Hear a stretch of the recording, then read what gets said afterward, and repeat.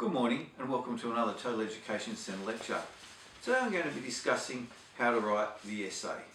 And I'm particularly focused today on talking about the discovery essay, but I think you'll find that if you go back through this a couple of times, you'll pick up very good tips to do all your essays. But what I'll do is begin by talking about essays in general, how to focus, how to get your essay into a workable state, all the tips for doing it, and then specifically I'll talk about the discovery essay right at the end of the lecture. So if you're not in New South Wales doing the HSC, you could watch the first 8 or so minutes of this lecture and then skip the last bit. I'll put lots of tips and issues and all the information at the end on slides for you, so you can go straight to that and get that information time and time again. Don't forget to visit our website, totaleducationcentre.com.au, for all your educational needs. So let's talk about the essay.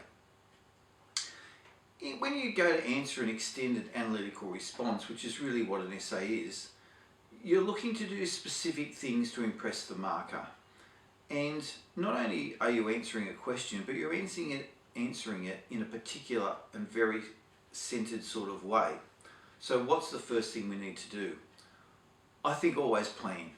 It's very difficult to write anything off the cuff. You can't make things up. So the first point is plan it. Think a little bit before you start. In most exams you get a little bit of reading time. You can read the question and have a think about how you're going to approach it, what you're going to do. For an essay that you do at home, of course, you do a more extended plan to work out in great detail what you're going to do, and that is difficult the first time, but you'll find as you develop a skill at doing plans, it'll become much quicker and you'll have all your content always together. The next thing as you plan in the back of your head is always maintain that sense of purpose. You're writing for a particular purpose. You need to know why you're writing and really who you're writing for. And that's audience, and I'll talk a little bit about that later.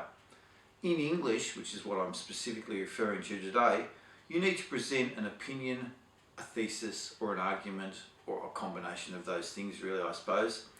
That's the sort of expositional response that you need to have great detail to support the ideas that you have. However, sometimes you're asked to just discuss very simply in junior school, particularly more so, a statement or an issue. And this is a discussion essay and you need to consider a different range of views. Mostly today I'll talk about the exposition and focus directly on exposition because that's what we're interested in here. Don't forget the next key and what markers are looking for in anybody who's looking at is that you answer the question directly. In other words, it's essential you have a clear thesis that answers the question very specifically. Many students try and talk around a question, especially if they don't know what they're doing, or they're unsure of what they're doing, or they haven't prepared their content properly, or they haven't planned. This shows through in your writing. It's very clear to the marker, and you need to be very specific about what you do and how you do it.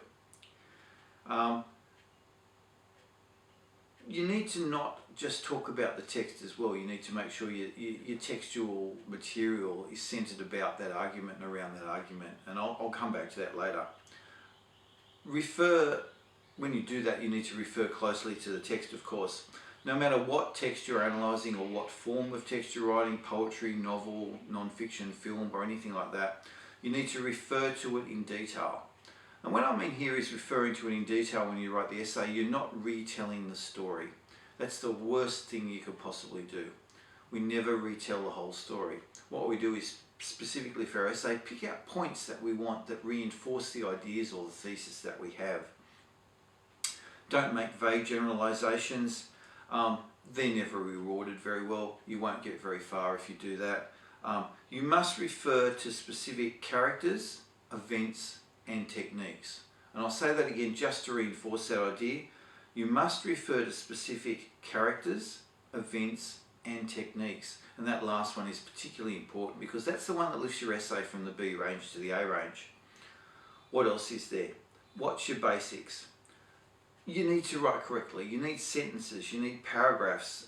Spelling's important in that it shows that you've paid particular attention to those things, especially some students spell the name of the author incorrectly or the director incorrectly, and that's always a really bad sign for a marker that you haven't paid attention.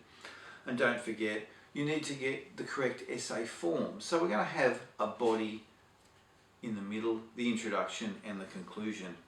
And it should be in organised, sensible paragraphs. So let's morph into talking for a minute or two about how we write an organised paragraph. Your thesis needs to be sustained, so your paragraphs need to link together very well. A paragraph is a group of sentences about something, and each paragraph needs to deal very specifically with a different aspect of the topic, but they need to hold together. It's like a story really, where each paragraph has a segment of that story and it follows on, and that's how you need to think of your essay. So think of it much like a narrative, but a very technical narrative.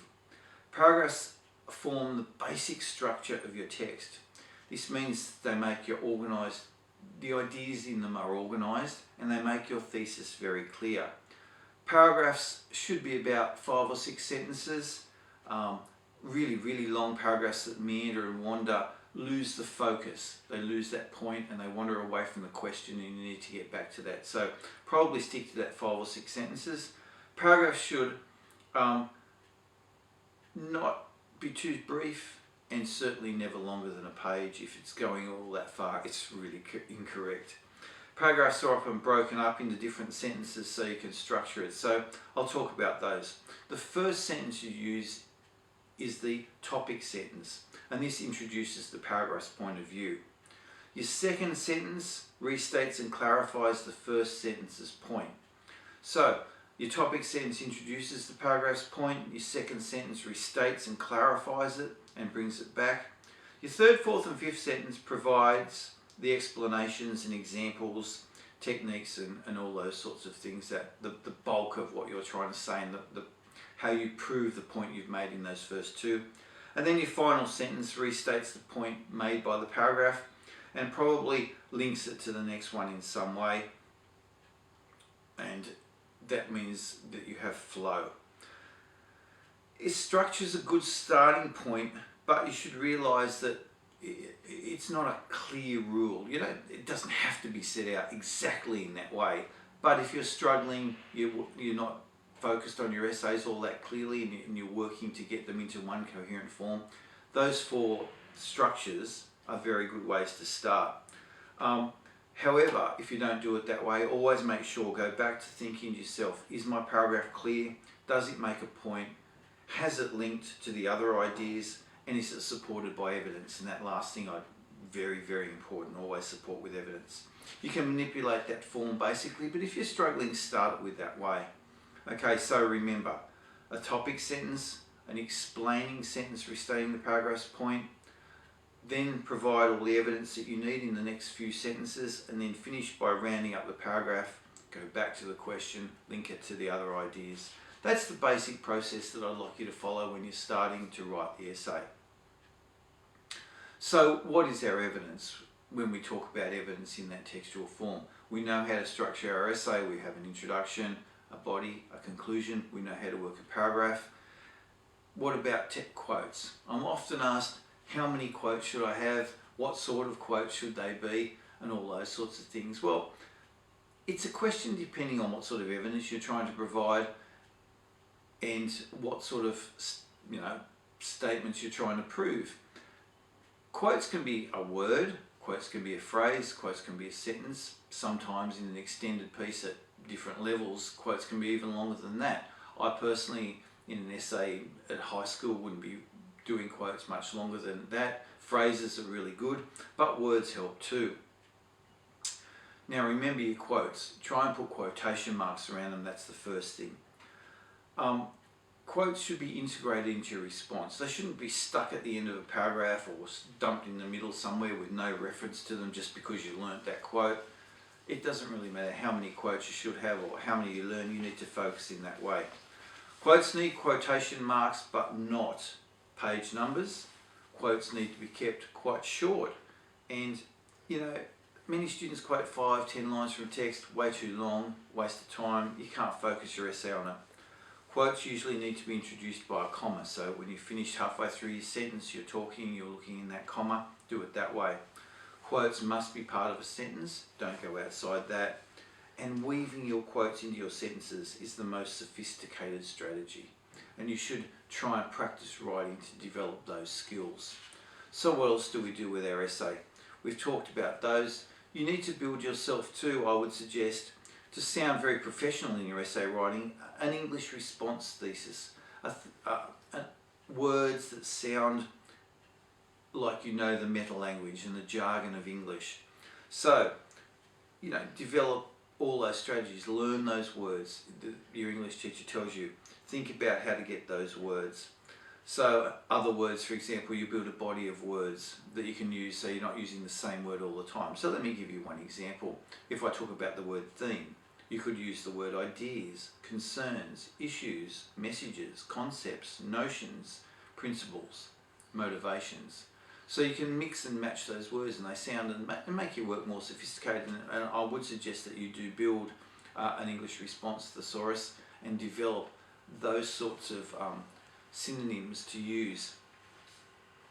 Basically, that's the very, very basics of essay writing. Your introduction, where you state your argument, you outline your points, and give some brief definitions probably. The body I've explained, follow that paragraph form, and your conclusion, which is just really a summary of points, and a final sentence that restates your argument. Remember your audience, remember your purpose. With the discovery essay specifically, think about what you're trying to say about discovery and what your text is trying to say about discovery.